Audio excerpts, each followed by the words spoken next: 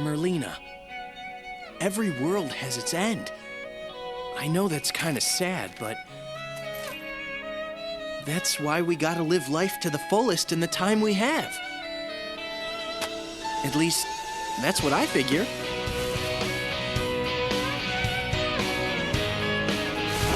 Grandfather. Well done, Sir Sonic. Thanks to you guys. You can say that again. I think this is my favorite character moment in the entire Sonic the Hedgehog franchise, and shows something that has been lacking for almost my entire childhood. Sonic is cool, and I'm glad we seem to be in a spot where people can say that without feeling embarrassed. I think there's a reason why all of those 2000s nostalgia Twitter accounts are always posting art from Sonic Adventure. I think there's a reason why whenever a new bouncy, upbeat song gets popular on TikTok, there are comments saying that it sounds like a Sonic level. Sega is a company filled with franchises that aren't afraid to be themselves. Or rather, used to be. Jet Set Radio, Nights into Dreams, Crazy Taxi, Yakuza, and of course, Sonic the Hedgehog. But Sonic went through this period where he was so afraid to be anything other than a lifeless mascot, something akin to Mickey Mouse or even Mario. Not to mention every other franchise that I listed being shelved and not used for decades, seemingly stuck in limbo, forcing a lot of developers at Sega like Yuji Naka or Naoto Oshima to go off and create their own studios and make games like Balan Wonderworld, which, to be fair, isn't very good, but you get my point.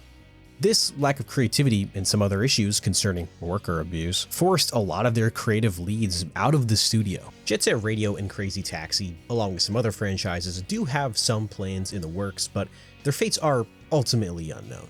Though I think it's important to first start off with what caused this shift from Sega, which to me seemed to have been the internet's perception of Sonic. Sonic has long had a reputation of being a little cringe. 2010's YouTube definitely set the stereotype that most people ran with for well over a decade. But in the past couple years, mainly after the first Sonic movie and especially Frontiers, I've seen a complete 180. People posting cutscenes from even games like Sonic 06 saying how cool it is despite its silly nature.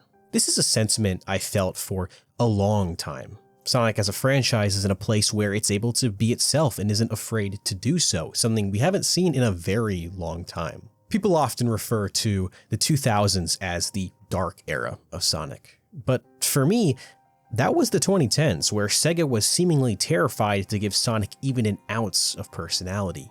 For me, this was the dark era. I had completely lost all interest in Sonic, which, if you know me personally, is almost impossible to believe.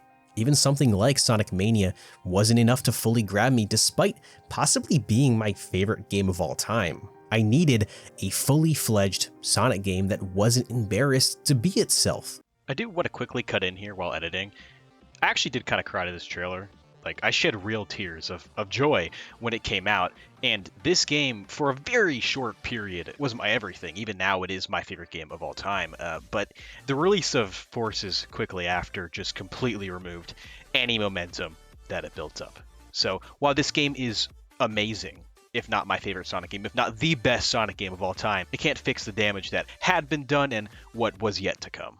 But I want to make it clear, I'm not saying this era was completely devoid of any personality. That would be absurd, but also just wrong. I love the intros to both Sonic Lost World and Sonic Colors. I can't watch them without forming a smile, but I think it ends there. In-game, this is either completely lost or in some cases neutered.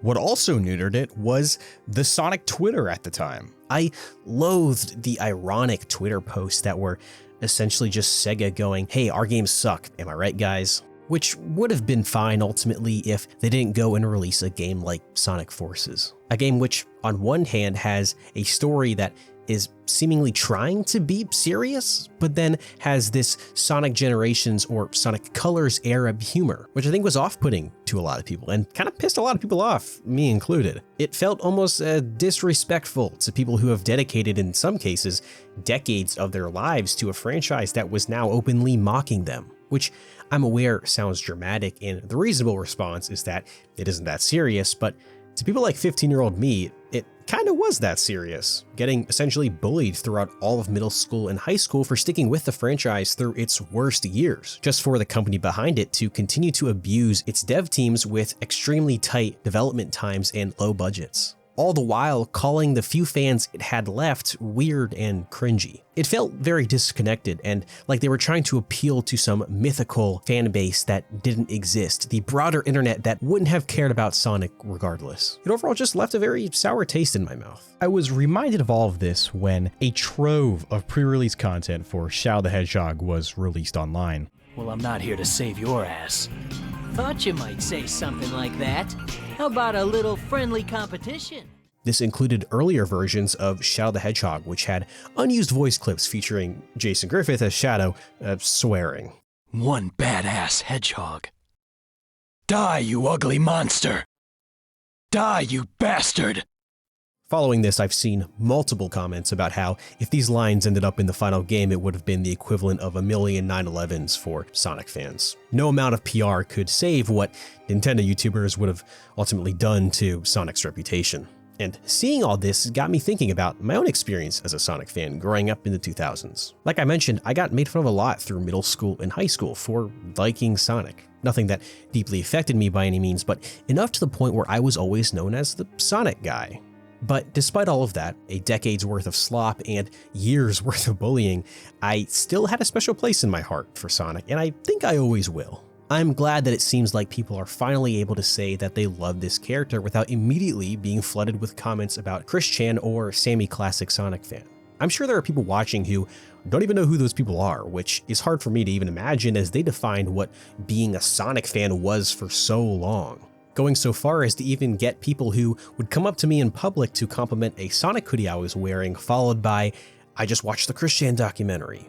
I think it's really hard to state how insufferable this era of Sonic on the internet was unless you were there. Posting clips of cringy Sonic lines, something that, if said by an early 2000s anime character, would have just been seen as kind of funny, but because it's a blue hedgehog, it's instead seen as the worst thing ever made. And now, gone are the days of goofy-looking Sonic OCs and self-inserts. Now I feel confident that I can talk about how much I love this character and what it means to me, especially now that I'm an adult. When wanting to make this video, I immediately started imagining all of the clips and songs that I wanted to show. But I think it would do this video and also the viewers a disservice not to lay the groundwork first. And beware, I'm gonna get a little passionate here and there, which yes, I'm aware this is a kid's franchise, but bear with me. I imagine most people watching don't know anything about me and maybe simply have a passing interest in Sonic at most. Even though I believe we are mostly past that 2010s era perception of Sonic, I am aware of how most outsiders view him. Even if it isn't the hyperbolic, negative, air-enhancing view, all quips, no substance, it probably isn't pondering on the deeper meanings of the character. Sonic has always had a confusing perception. The writers, players, and Sonic team all seem to have a different view of what Sonic should be. The Potential Man meme is popular on the internet at the moment across multiple fandoms, and the Sonic community is no different, specifically when discussing Sonic 06. Comment sections filled with, "Oh, but if only Sonic Team had more time," or "What if they wrote the character this way," or "What if you cut out these levels?" Essentially, people are theorizing how great all of these otherwise mediocre games could have been. Though, I don't think this is something unique to Sonic by any means. Any series that has run for multiple decades is sure to have a few duds that stick with someone and make them wonder what could have been.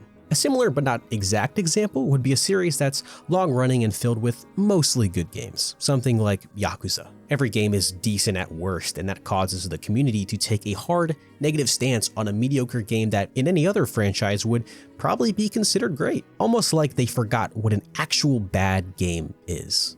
This is almost the opposite with Sonic, where for so long as a fan you were starved of even a decent follow-up to whatever mainline game you loved. You know, I think so many people will stick onto Sonic Unleashed, for example, because for so long it felt like the last time a Sonic game had a cohesive vision. I have a lot of issues with the game, and if I'm being honest, I don't even really like it all that much, but it's hard to deny that from a purely aesthetics and vibe standpoint, it's almost unmatched. Even I can't watch the ending and not get chills. Endless Possibilities is legitimately one of my favorite songs of all time, and is, in my opinion, the best song in the entire franchise and captures the essence of Sonic perfectly. I even find myself wondering, what if the Werehog sections controlled a little bit smoother? What if they were shorter? What if the medal collecting wasn't as tedious? What if the side missions didn't feel so haphazard? Unleashed overall has so many other aspects to it aside from the gameplay that I love. The dialogue, music, story, and focus of this video, Sonic's characterization are all amazing. There are moments hidden within Unleashed where we see a side of Sonic that has been neglected. Hey! Whoa, what? Where do you think you're off to all by yourself? What? But my memory is back now, and, well, from here on out, it's my responsibility, so, I mean, there's no reason for you to come along, so I should just... Do I need a reason to want to help out a friend? Thanks, Sonic.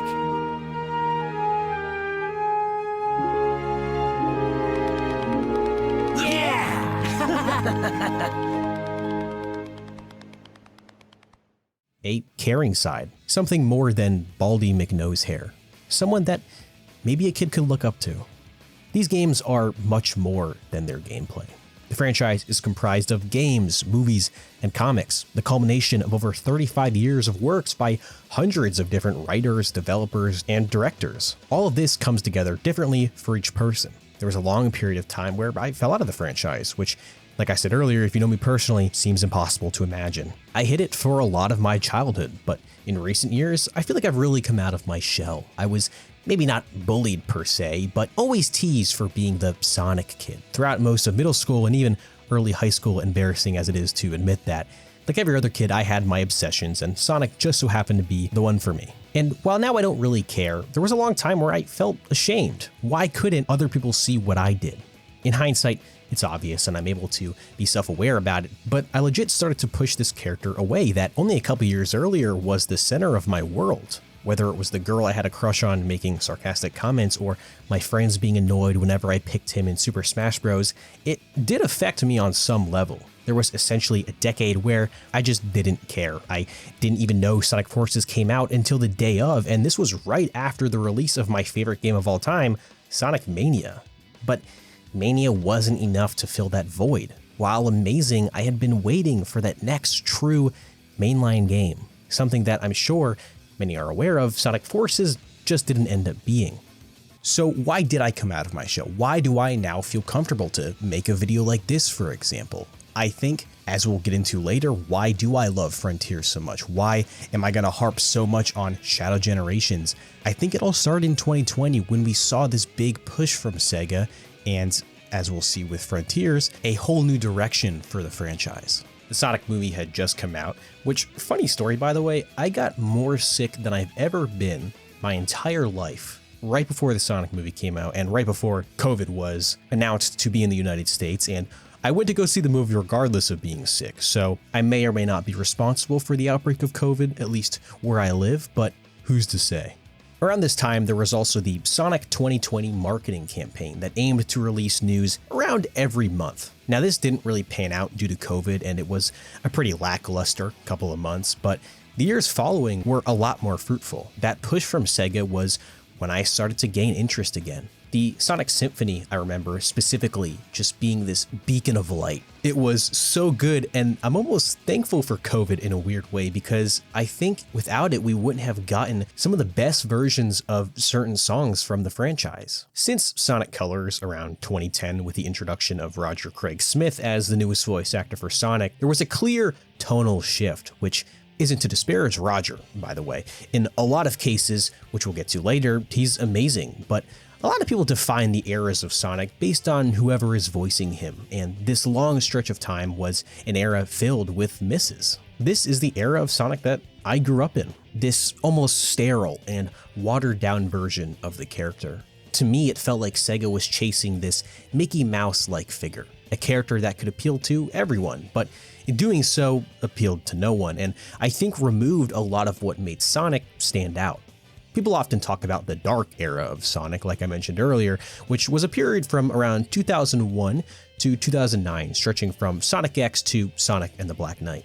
I don't like this label though, as for me, this wasn't the true low point of the franchise. Now, I was very little, and there is a lot of nostalgia for me, which I am aware and won't deny by any means, but there was a clear difference, at least to me, between then and the 2010s, which encompassed this feeling of emptiness. Games like Sonic and the Black Knight, while not great, and I don't even like, had something that Sonic and the Lost World and Sonic Forces, for example, lacked: personality. Even the intro to Sonic and the Black Knight is a better example of Sonic as a cocky yet virtuous hero than almost all of the 2010 era games combined. Throughout this otherwise lackluster, if not straight up unfun adventure, we see Sonic as a character that truly resonated with me as a kid. I remember running around my yard as a kid with a toy sword pretending like I was Sonic from Sonic and the Black Knight. I think a great example of the tonal difference can be seen during the final boss fights in both this game and Sonic Generations. They both follow a pretty similar format of Sonic's friends speaking to him right before he fights the final boss. While clearly going for different tones, the former feels more mature and understands the emotions it's trying to convey, a sense of never giving up and showing Sonic's resolve.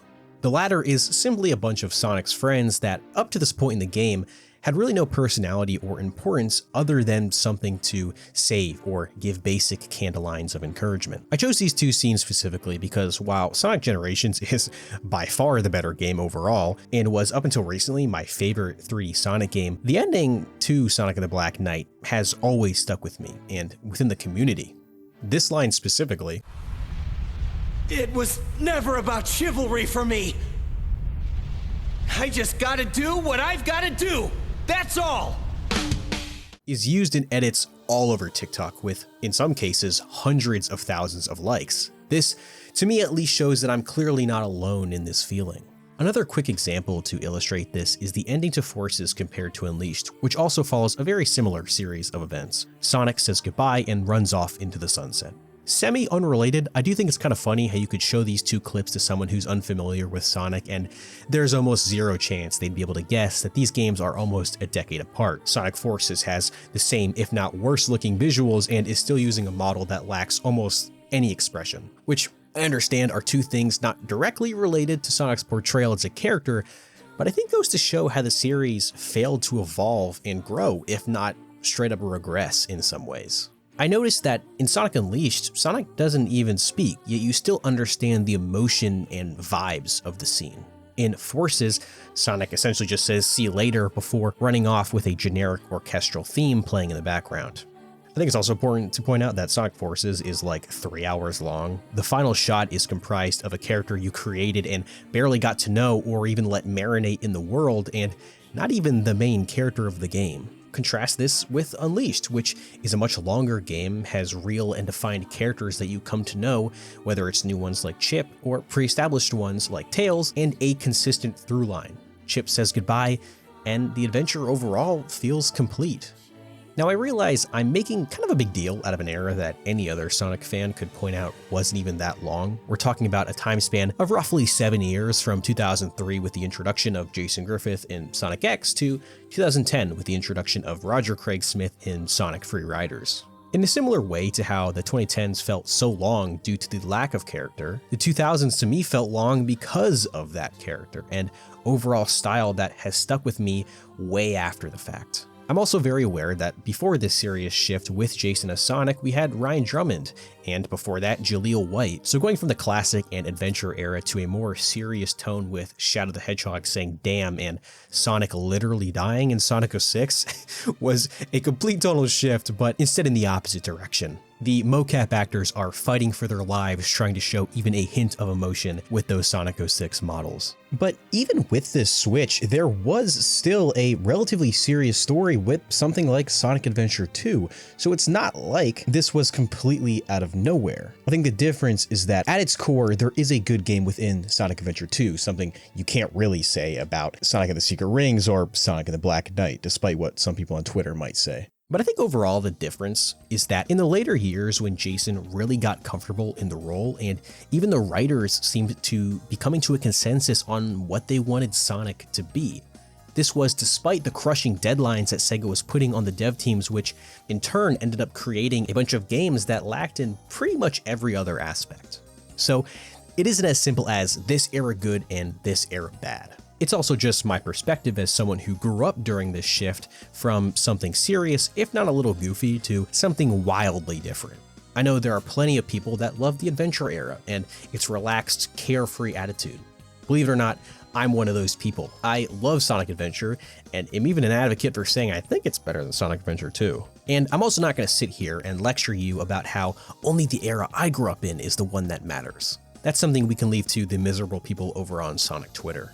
I think what I'm trying to get at is that Sonic has had plenty of dimensions and styles that have created a wide array of fans. I'm sure many of you are aware of people who only swear by a certain style of Sonic games. People that say that Sonic was only ever good in 2D, or that the adventure era was the last good period for Sonic. This rift has caused both the fandom and Sega itself a lot of issues when deciding where they should take the franchise. I think debating on which of these is best and trying to find an objective answer is a waste of time. It's both arrogant of myself to believe I could convince anyone of my own perspective, but also ignorant to assume everyone else doesn't have their own vision of what Sonic should be. What I've noticed, weirdly, is that since Sonic Frontiers, I have seen a revived interest from people outside of the franchise that I haven't seen for almost my entire life. I've had people in school or at work asking me about Sonic Frontiers. People who I would never expect to care about Sonic ask if they should pick up Sonic Racing Cross Worlds. This is a renewed interest from the outside that, at least to me, points to the success in the recent direction that Sega has decided to take. I think a large part of this can be attributed to the movies being wildly more successful than I think even the biggest Sonic fans expected. I also think it's naive to think that Sonic Frontiers didn't score a few points back in 2022. Sure, it only had around a 70 on Metacritic, but when looking deeper into the reviews, we see something that we haven't really seen before. They point out that within a relatively buggy game and a lackluster story is a foundation that's engaging and that could easily be built upon and refined in the future. I remember when Sonic Frontiers was initially shown off, and there was a lot of confusion and a lot of debate on if this was the end of Sonic.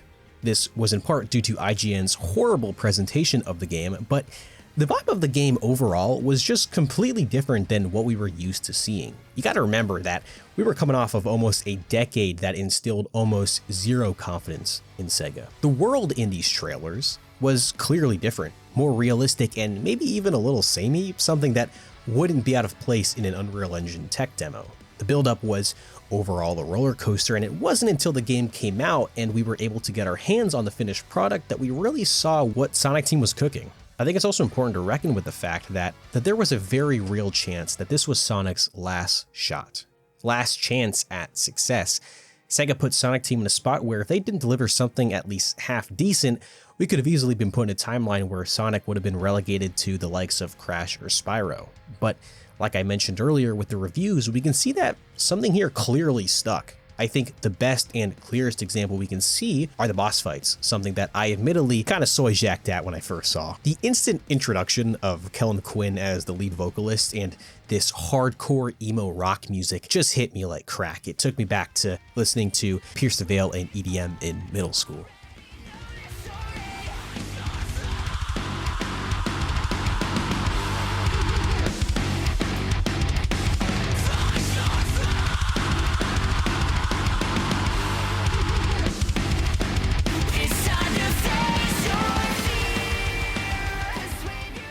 And I know I'm not alone in this feeling, because when I look at reactions or Let's Plays of Frontiers and I immediately see whoever's playing just take a step back and have to absorb whatever it is that they're hearing. People that up until that point were shitting on the game's bugginess and weird controls, admitting that, okay, this is pretty sick. I almost wonder why they didn't even hint at this before release, but also in a weird way, I'm kind of glad they didn't. It made tempering my own expectations and going in blind just to be blasted with some of, if not the best Sonic vocals we've ever had, which I think will become a more common opinion as time goes on. This is also accompanied by Supersonic facing off against a Titan almost the size of the island you've been exploring up until this point, which I think is also something that's important to consider. Yes, these boss fights were the standout for a lot of people, but the build-up to a spectacle is almost just as important as the spectacle itself. I think it's very easy to label Sonic Frontiers as a Breath of the Wild clone. But the soundtrack, when delved into further, is beautiful.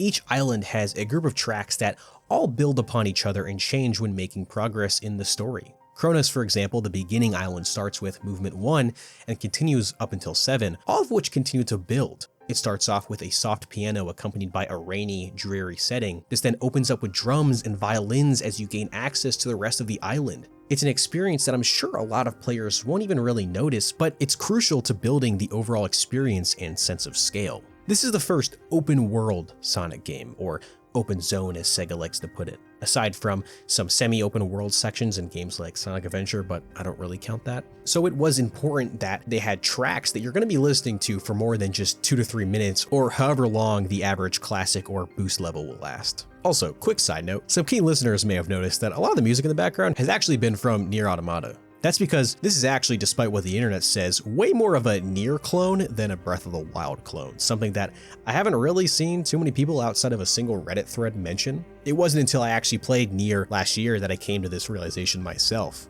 Kronos has a very similar vibe to the city ruins, and even the combat is pretty similar at times. There's also this section during the third Titan fight, which almost looks exactly like this other section from Nier, and the overall color palette of the game is pretty similar. Though I want to make it clear, this actually isn't a negative, at least for me.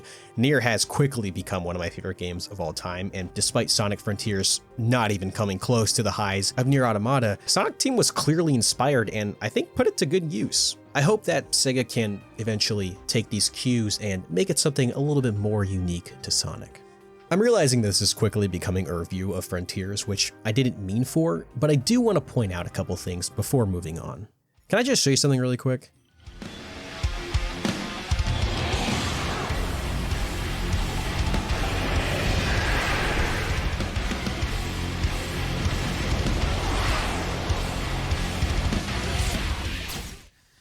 You can't tell me this isn't awesome, dude. I rewatch this maybe once a month. It's super easy to only praise Frontiers for its boss fights, which I think is warranted because they're so cool, but dude, some of this shit is just awesome, and I can't help but harp on it. Finally, and more so connected to the overall point of this video than anything else I've mentioned, are the character interactions in Sonic Frontiers. I really love Sage. I truly do, specifically her relationship with Eggman. There is some debate on what her overall meaning to Eggman is and how Sega will use her in the future, but to me at least, it's clear she was designed, at least in part, to show a more emotional side of Robotnik. I never really knew my cousin Maria. Everyone spoke of her like she was very special. All that love for someone who was gone when I was right there! But I have to wonder, back then, was she anything like Sage is now? I mean, this is introspection that was unheard of before this game. The voice acting from Mike Pollock is so good, it's clear that despite his pretty horrendous views on Palestinians, he has cemented himself, at least for me, as the voice of Eggman. And of course, we also have Amy, Tails, and Knuckles, all friends of Sonic, similar to the rest of the Sonic cast in the sense that up until this point, they've been relegated to nothing more than story beats and checkpoints in previous games. Like mentioned in Sonic Generations, a whole game celebrating Sonic's past, each character was nothing more than a little unlockable that made a quirky comment before immediately disappearing until the final cutscene. Amy and Sonic's relationship has been rocky, to say the least. From her introduction in Sonic CD to whatever her character will resemble in the fourth Sonic movie, Amy has always been a little all over the place. In CD, she was a little bit of a stereotypical damsel in distress while also just being a fangirl of Sonic, though I would like to mention that the subtle ways in which Sonic treats her in the cutscenes is actually really cute and often overlooked. The way he gently puts her down conveys that, well, yes, he may not have any romantic interest, he clearly still cares about her. Over time, Amy warped into nothing but an annoying fangirl that overwhelmed Sonic and was often just pushed away for comedic relief.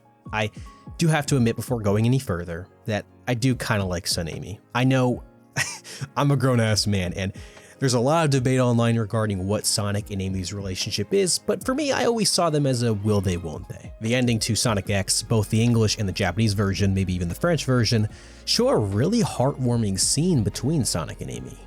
Yes, it's ultimately just a scene from an early 2000s anime, but I just like it and shows something that I feel like we don't really see in the games. Essentially, Amy quickly became nothing of substance. We had some brief glimpses of a deeper relationship in Sonic Boom on Cartoon Network, but nothing that had any lasting meaning. But in Frontiers, we do see a deeper connection between the two. Throughout Frontiers, as Sonic is running around, Sonic will often make comments about what's happening in the story or the environment in relation to different characters. This can range from weirdly out of place references to Tangle from the IDW comics to a kind of emotional and heartfelt comment about Amy. Gotta bring Amy back here when it's over. She'll love it. Wish we were sharing an umbrella, Amy. Amy, I should have made up my mind sooner. These really caught me off guard, but in a good way. Here we have Sonic's friends trapped in limbo, and Sonic is making real and genuine remarks about his friends, something that I think is the reason why his voice is so much deeper. I will admit, it can be a little too deep at times, which has drawn the ire of people on Twitter making, You sure you're not just imagining things, buddy? Hey, I'm ready when you are. We're one step away from the next tower and the next emerald. You got this, buddy. I have your back. something that even I laugh at and it's a little hard to defend, but I don't think the Sonic Colors or Sonic Generations style of voice direction would have fit these lines. Sonic Frontiers direction is kind of all over the place. Sometimes it's more akin to Generations, and sometimes it's just Roger talking in his normal voice. But I do think it has by far some of the best voice acting we've seen from Sonic, period. I love these more emotional scenes. This is for my friends. This is for my friends, remember? And the clear passion that Roger is putting into the role. To wrap it up, I want to show a couple scenes from the Tails and Knuckles portions of the game. For almost their entire existence, Tails and Knuckles have been an accessory to Sonic, lacking any real character aside from gets angry and punches or the smart, nerdy inventor. Though, here we see Tails very clearly show that he's ready to grow and change into his own person. Whenever there's a crisis, I'm either running away or standing on the sidelines. You're always rescuing me when all I do is follow you around.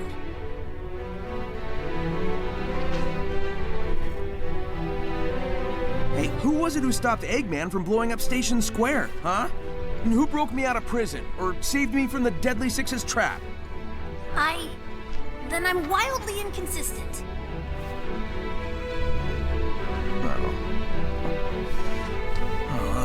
Dude, relax. You've got brains like Eggman, speed like me, and can fly with your butt.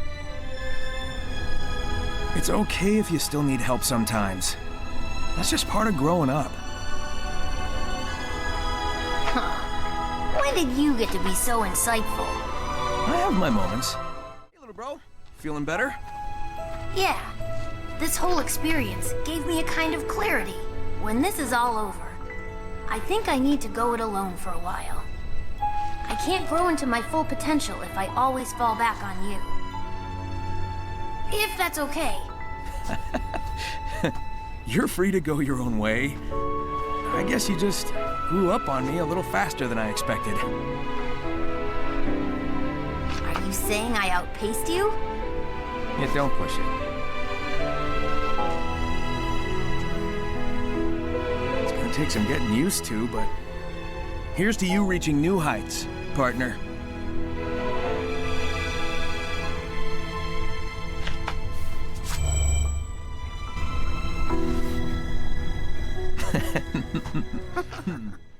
Knuckles and Sonic seem like actual friends who have a rivalry more so than they have before. Up until this point, Knuckles and Shadow weirdly served almost an identical role as Sonic's generic rival, but here Knuckles and Sonic actually seem to care about each other and have a very friendly rivalry, something akin more to friends than enemies.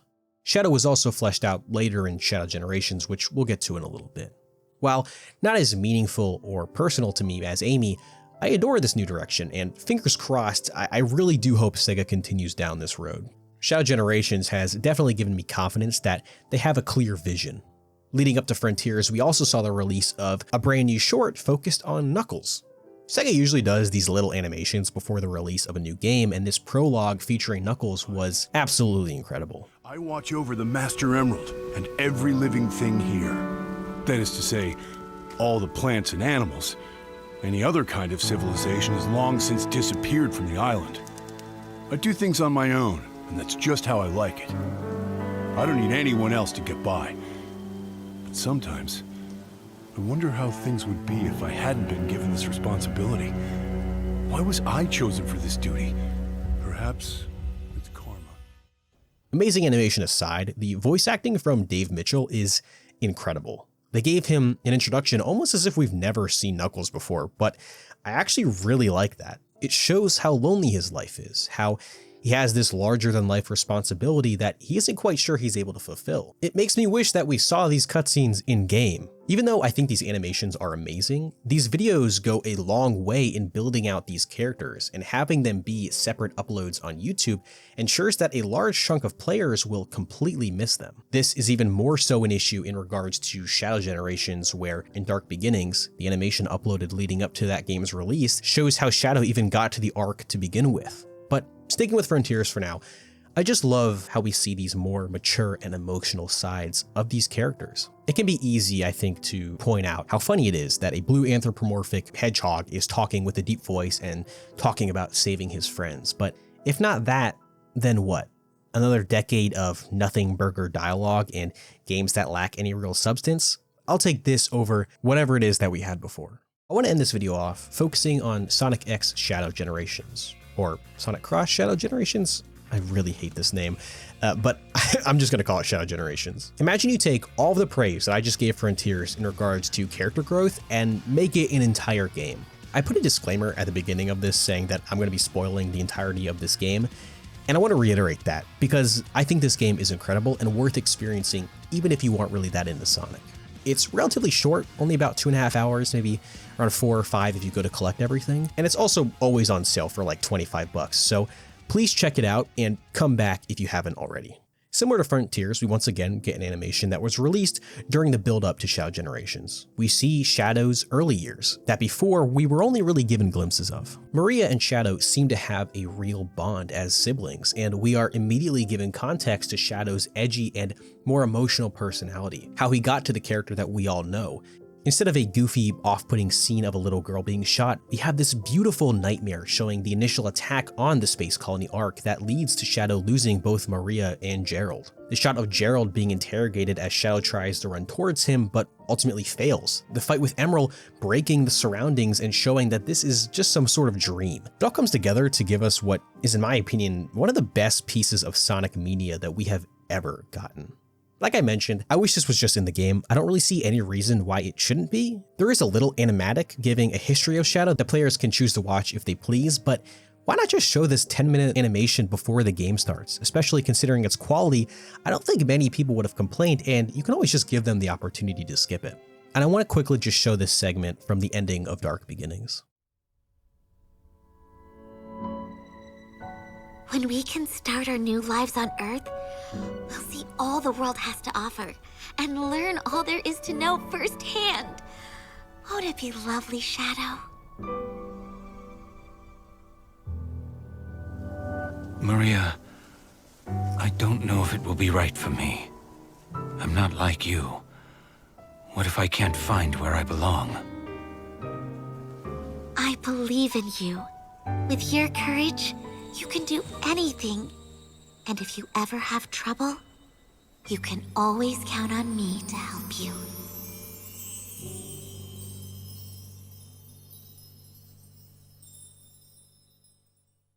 This scene is incredible.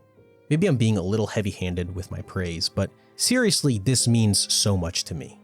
At this point, Kirk Thornton, similar to Mike Pollock, has cemented himself as Shadow for me. Don't get me wrong, I love both David Humphrey and Jason Griffith's versions of Shadow, but Kirk did such an amazing job and blew all of my expectations out of the water. So tell me, why isn't this in the game, let alone with the rest of the Dark Beginnings on YouTube? For those who aren't aware, this was a bonus scene exclusive to the PS5. Man, it blows my mind how Sega chooses to operate, but regardless, I think this scene is just incredible. The intro to the actual game, though, is great. I commented on Sonic's outdated model in Forces and Frontiers. This model has had a chokehold on Sonic Team and stops those emotional moments in Frontiers from really shining. Here, on the other hand, that is almost completely gone. Again, similar to pretty much everything else in this video, these may not seem like anything noteworthy, but just Shadow's facial animations here are better than anything we've gotten up until this point. I think it's important to reiterate that I'm serious when I say that just the cheeks moving when a Sonic character talks is not something we get very often. The bar is in hell. This rise of animation quality can also be seen with Maria. Before, I never really liked her previous models. They all looked very weird alongside the other humans throughout the Sonic franchise, but here she looks incredible and makes the later scenes between her and Shadow work really well. I want to quickly read off a tweet that I made when Dark Beginnings was initially shown. I don't think people understand. This is everything I've ever wanted. Actual passion and work put into a story that takes itself seriously. The imagery was so amazing and next level and turns a character that has been reduced to Sonic but edgy into a real character with motivations and a personality that you can relate to. I think Sonic fans like me have known that this version of the Sonic universe has always been there. But it has never seemed that way to the outside because Sega has just never given the teams the time and money they need to create something that's actually meaningful. I've not been genuinely excited for something like this since Mania, and before that, Generations. Over a decade of nothing burger games and embarrassing pandering. The irony-pilled era of Sonic seems to be coming to an end, and I couldn't be happier. I think this tweet goes to show how I was feeling at the time and how almost in shock I was. I said that I knew that this side of the Sonic universe has always existed, but Sega has just decided to never give it the time it needs to breathe. Here we can see what happens when Sonic Team has a cohesive vision. Sure, even in this game, a contender for, in my opinion, the best 3D Sonic game to date, has its fair share of budget constraints in regards to asset reuse. That's at least the only reason I can imagine why we are playing as Shadow running through Chaos Island and Sunset Heights. But where it counts, and for the focus of this video, they did a really good job fixing Shadow's entire character. Even just the opening scenes like this gives you something to grasp onto and hopefully see the end of. This is in contrast to its counterpart, Sonic Generations, having essentially no story to speak of, and is, in my opinion, what stops it from being a truly great game. I think the greatest example of character redemption that we've seen so far is Mephiles. I kind of wish they didn't spoil his inclusion in the trailers, but some of his dialogue is just so cool. He's just a Shadow reskin from arguably the worst game in the entire franchise, yet here, they give you a reason to care about him. Even just his one line,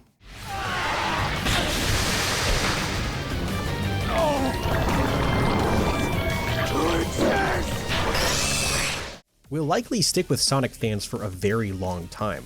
I genuinely don't think that without this inclusion, people would be asking for him in something like Sonic Racing Cross Worlds. And I don't really know where to fit this in, but we see Shadow cry, and is the cherry on top of one of the most emotional Sonic stories that we've seen in at least the games. Now, despite all this praise, I think I should also point out some of the pitfalls that still plague both Frontiers and Shadow Generations. The overall story of Frontiers is convoluted and kind of stupid. The weird-looking Chaos people and lackluster ending left a pretty bland taste in my mouth after initially beating Frontiers. Now, they did rectify this, mostly, in the Final Horizons update with a final boss fight that is much more satisfying, but it doesn't fix the out-of-context cutscenes you see throughout the rest of the game. The Cocos were also very underutilized and could have easily been used to build out the world. I've always thought a Chow Garden style minigame would have easily fit into Frontiers. You're already running around and collecting them for upgrades anyway, and having unique Coco be in different areas of each island would give players more incentive to explore the world and build a deeper relationship with both the Coco you collect and raise and the rest of the game as a whole. In Shadow Generations, while Shadow and Maria are expanded upon greatly, other characters like Cubot and Orbot are just kind of there, weirdly. I'm not mad at their inclusion by any means, nor do I really know what they could have done, but it's even weirder to have characters like Omega and Big the Cat also just kind of there. They seem very disconnected from the overall plot when comparing them to Shadow, Maria, and even Rouge, which, by the way, I really hate what they've done to Rouge over time. While they seem to be fleshing out characters like Amy, Sonic Team seems dead set on stripping Rouge of any personality, though sadly this really isn't anything new. Since Sonic X, she hasn't really been given any real chance to shine, but her current voice actor, especially in Sonic Dream Team and Shadow Generations, just doesn't fit my version of the character at all. Way to show up these amateurs! My, Topaz, eh? Isn't that the name of a gem? She sounds more like a child than Amy, despite being one of the only canonical adults in the franchise. Her whole idea was supposed to be a hot-headed femme fatale who is able to stand on her own or work alongside other characters like Knuckles or Shadow. I loved her relationship with Knuckles in Sonic X, despite all that show's shortcomings. Instead, now she's just a high-pitched mean girl who, while still serving her purpose in Shadow Generations, is clearly lacking any real substance. I'm hoping that in the future we can see her get some sort of revision, but at least as of now, that doesn't really seem to be happening. Her high-pitched voice is especially grating in Sonic Racing, where she just spams the same moans over and over again.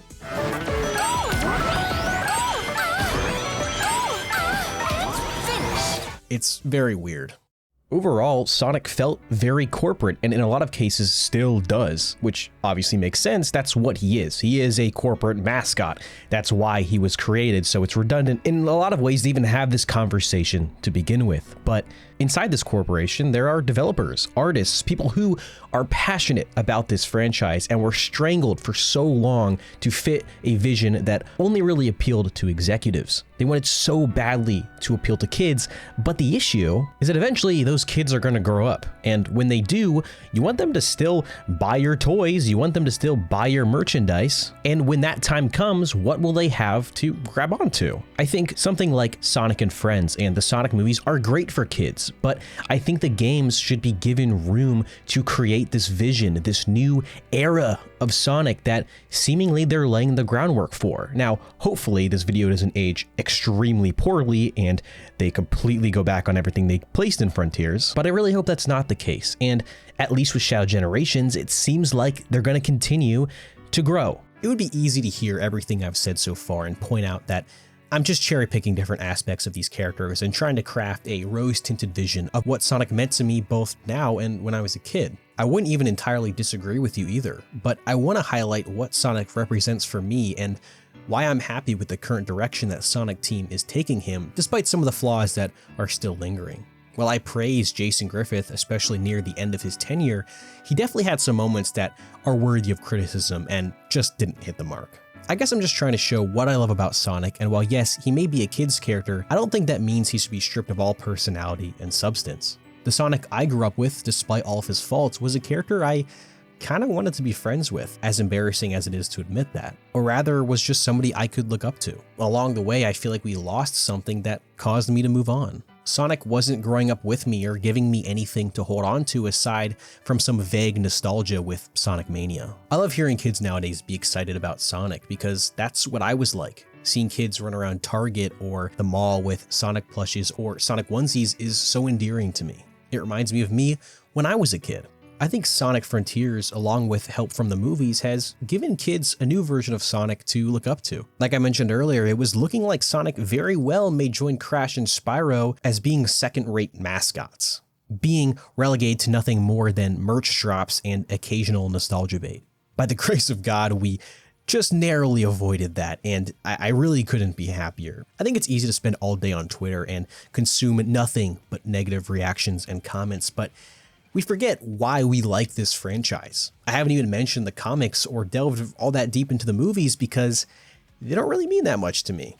But I know that there are people who really go crazy for that stuff, and I think that's awesome. Sonic is such a dynamic character, and I think that's why he's been able to avoid falling into obscurity like many of his other anthropomorphic mascot friends from the 90s. I'm pretty confident that Sonic will continue to live on and mean a million different things to a million different people.